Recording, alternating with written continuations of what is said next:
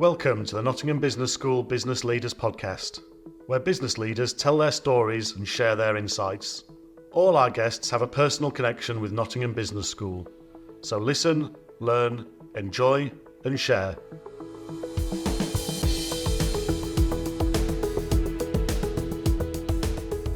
Welcome to another episode of the Business Leaders Podcast with me, Mike Sassi.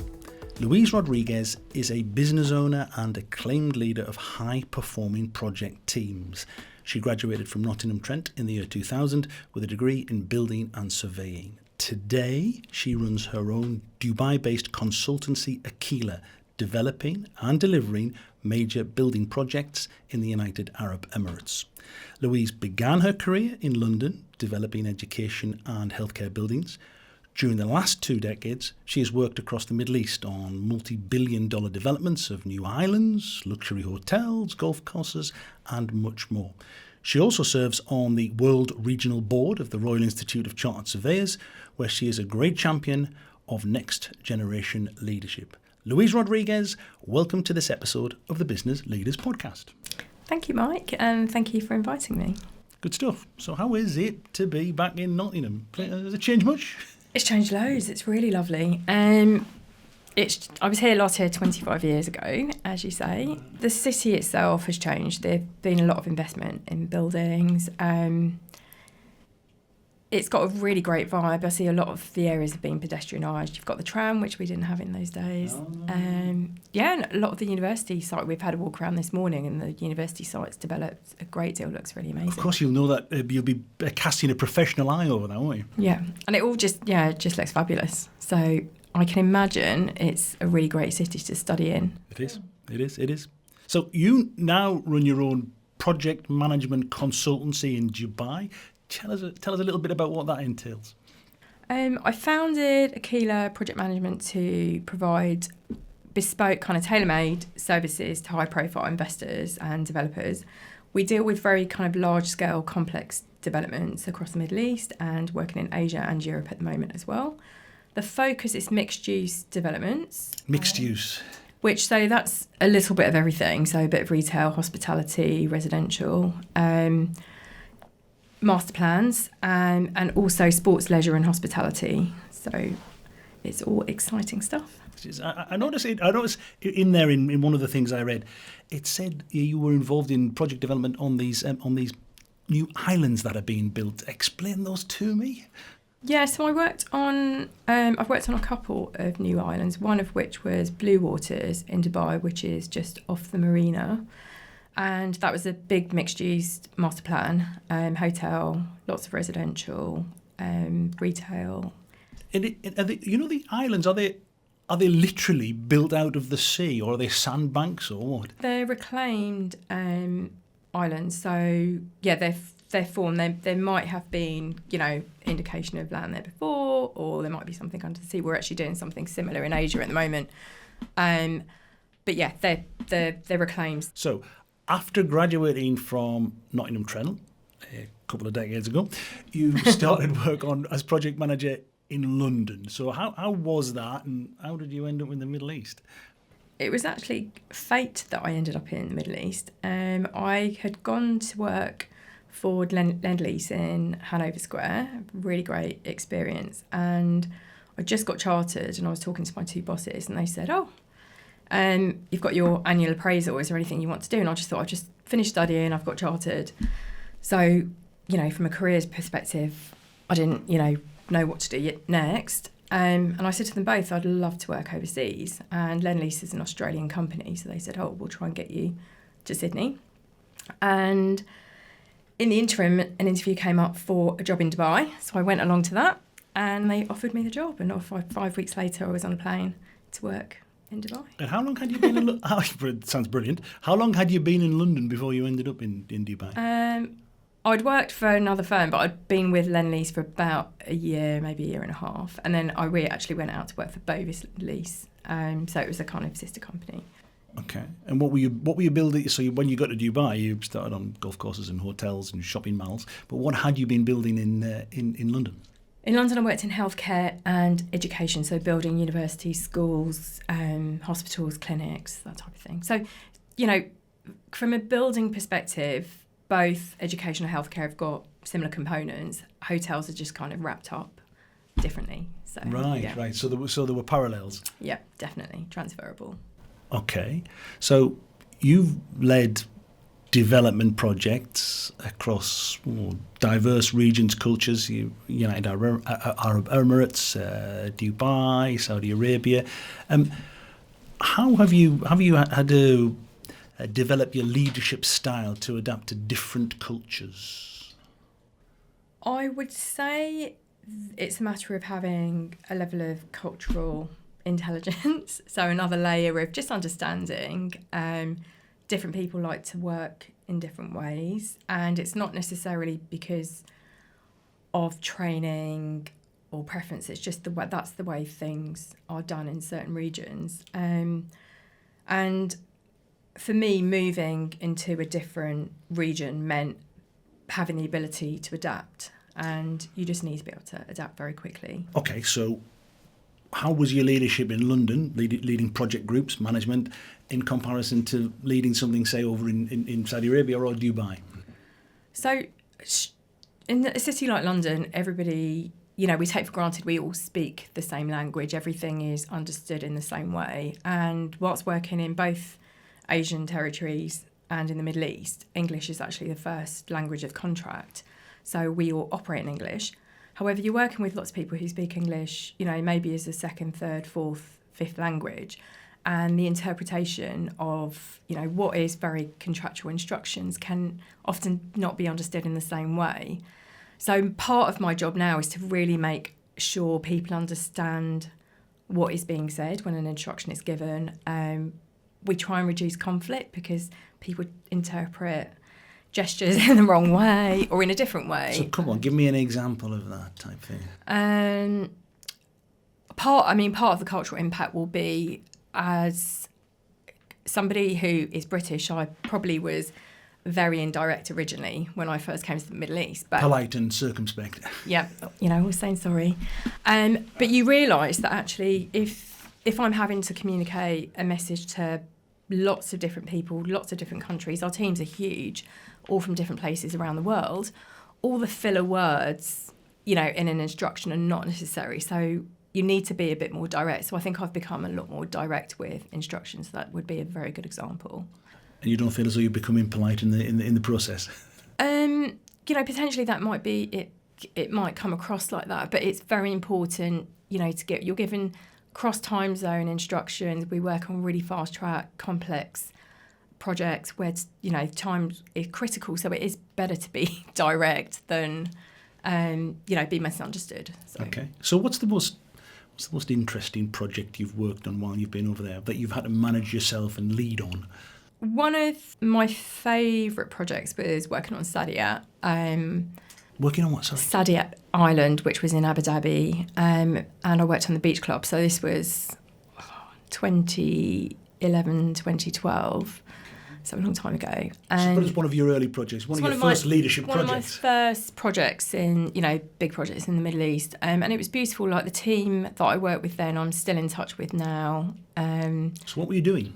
Building a beach club, so lit leisure, very lovely, great design. It actually went on to win awards. It was a really great location, and it was one of the first projects when Sadia opened. And what did you have to do specifically? So lead the team. I worked for the client at that stage, so I was the owner's representative, assemble the team, had to take it through design, bring the contractors on board, and then supervise the works. And there's a big team that takes part in this. And you're drawing it all together to make sure the project gets delivered on time and on budget?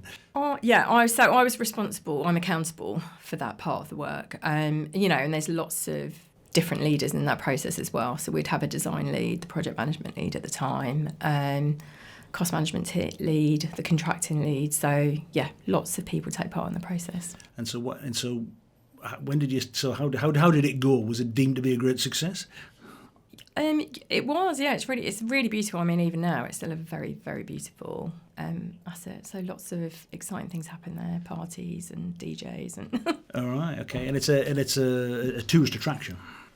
It is, yeah. I'm lucky to have worked in tourism and hospitality. A lot of the sports, leisure, and projects I've worked in are all, relatively well known and relatable to people as well.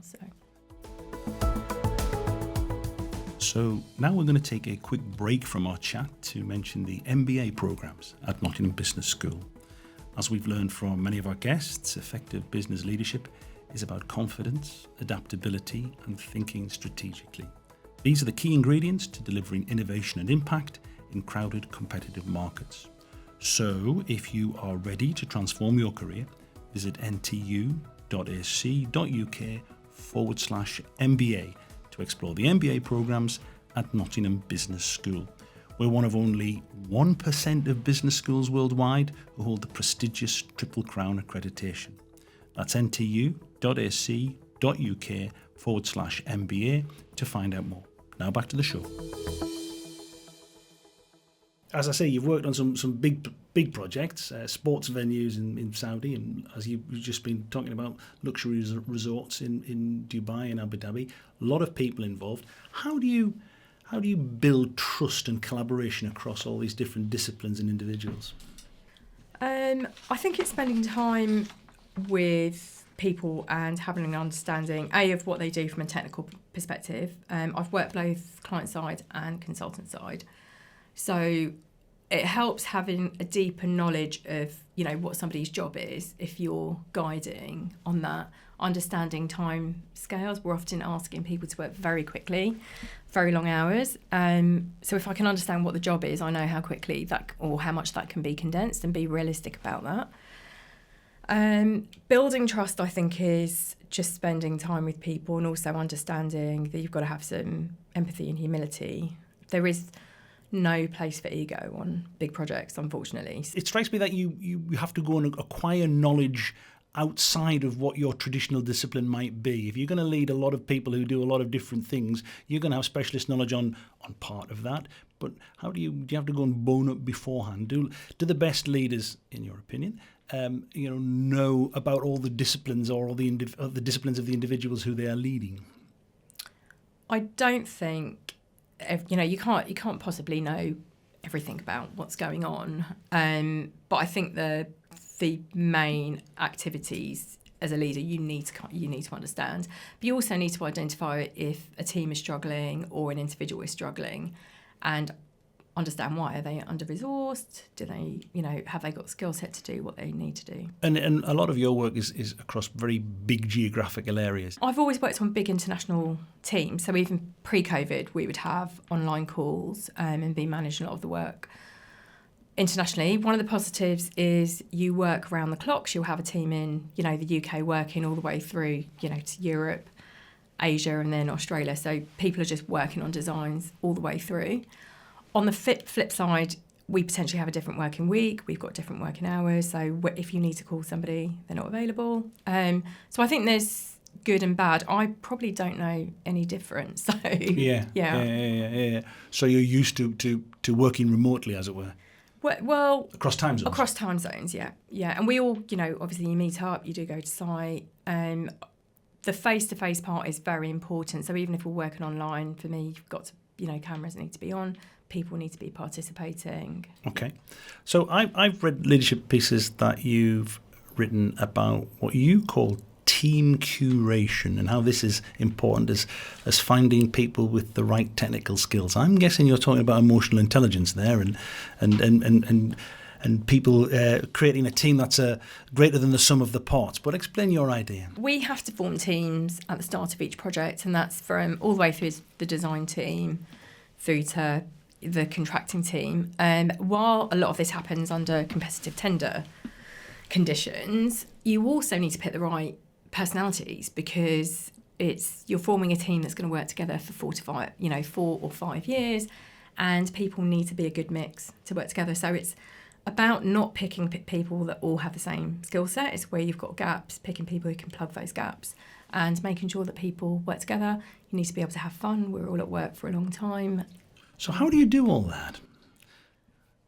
Good question. Extensive vetting procedure, is it? I think good question. I think a lot of it's to do with, having chemistry at interviews with people. You get a good gauge from people from, behaviour. and seeing how they interact with their teams. One of the things that happens in the industry a lot is people don't need to self-promote. You often hear about very, very good people from what their staff, their employees, their other teammates, and their colleagues say about them. So you will know if people are good, and then you can, you give them a call and say, hey, we've got a project. Are you interested in helping out? The same principles that applied from, the kind of lessons that your mum teaches you, always leave the place better than when you found it, I think still apply. And reputation goes a long way, particularly in these major project environments. It tends to be the same people that feature, that were when I first moved to the UAE many years ago. And you need to be a team player. And don't get me wrong, people do, fall out and debate over items, particularly design. It's so sensitive. And the important thing is that we all are doing what's best for the client, what's best for the project. So it's not a personal thing. It's we're all here to do the best job we can. Sure. I mean, you were telling me off air that you recently put a job up, advertised a job, and you had hundreds of applications within days. Is that how are you going to sift through that? What will you be looking for? Well, luckily, we've actually had AI to do the first cut. AI screened it. So you plug in your criteria and then it screened the applicants. And I'm guessing this is based on keywords. So if the CVs have been structured, I've given AI, 7 points to look for. And then the CVs have been auto-sorted with the priority, kind of what they've tagged as the best candidates at the top. So it does make it easier to sort through. And are you still going to do interviews? Oh. Yes, because again, back to sort of my earlier point is you need to, understand whether people have got the cultural skills to fit in, and if that's the people that you want to present to clients and work with. And what are you looking for as a leader? Who broad brush? Who do you want in your team? People can roll their sleeves up and get involved. It's not about necessarily, that's my job, I'm only going to swim in my lane. It's, a team player is a team player and they'll work across the board. So is that your top thing? Is that your number one? That's my top thing. Number 2, probably good attitude and sense of humour. Projects, particularly these types of projects, are hard work. They're not for everybody. And you need to have a sense of humour because there are going to be some long, dark days. And if you can't have a laugh at the end of the day, it becomes quite bleak.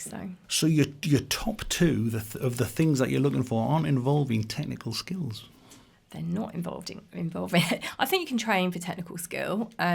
You can't train for attitude. I think, attitude is something you're born with. I think you can enhance it and try. You can develop yourself for sure. But born with, you can be taught the EQ, the social skills that are required. Can you not? You can be taught. So yeah, and you can develop yourself. But I think if they are things that come to you naturally, life is easy. You're not making an effort to get on with people and see the good in things. You're a big advocate of diverse teams. You've said that in your experience, they obviously produce far better project outcomes. What do you do to try and advance that equality? To advance that equality, and I think the point where we do have diverse teams is it does produce better outcomes, but it's looking at the reason why that is. It's because there's not one single point of view. And if we've got a diverse team, it means that we can actually debate whether something is right or wrong, whether it's going to work, and from lots of different perspectives. And so you can imagine how that works in improving a project situation, just from, being more competitive, improving design, shooting holes in a design that, for example, a female changing space, if you've only got men designing it, they're not going to think about the things that a female would need. So, yeah, I think the diverse angle is extremely important.